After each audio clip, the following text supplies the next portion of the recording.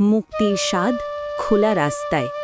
অনিক আর তার বাইক সোনালি, এই দুজনকে আলাদা করা প্রায় অসম্ভব।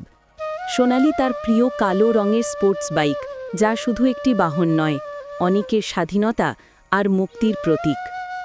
প্রতি শনিবারের সকালটা অনেকের কাছে একটা অ্যালার্মের মতো। অফিস শহরের ব্যস্ততা থেকে মুক্তি পেতে সে বেরিয়ে পড়ে। গন্তব্য নির্দিষ্ট নয়, পথই তার গন্তব্য। আজও তেমনই এক সকালে সূর্য সবেমাত্র তার সোনালি আলো ছড়ানো শুরু করেছে, অনেক বাইকের চাবি ঘোরালো, ইঞ্জিন গর্জে উঠল, সেই পরিচিত গম্ভীর শব্দ যা অনেকের শিরায় শিরায় উত্তেজনা জাগায়।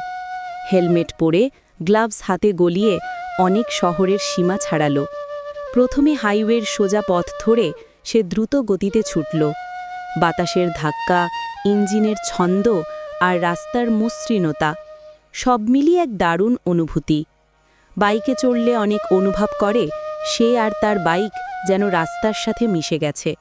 কিছু দূর যাওয়ার পর সে হাইওয়ে ছেড়ে ধরল গ্রামের দিকের ছোট রাস্তা।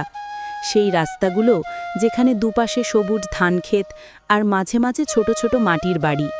এখানে গতি কমে আসে, কিন্তু জীবনের ছন্দ পাওয়া যায়। সে একটা জায়গায় থামল। রাস্তার ধারে একটা পুরনো বটগাছ। ছায়ায় দাঁড়িয়ে বাইকের ইঞ্জিন বন্ধ করল। হঠাৎ চারপাশের নীরবতা যেন কানে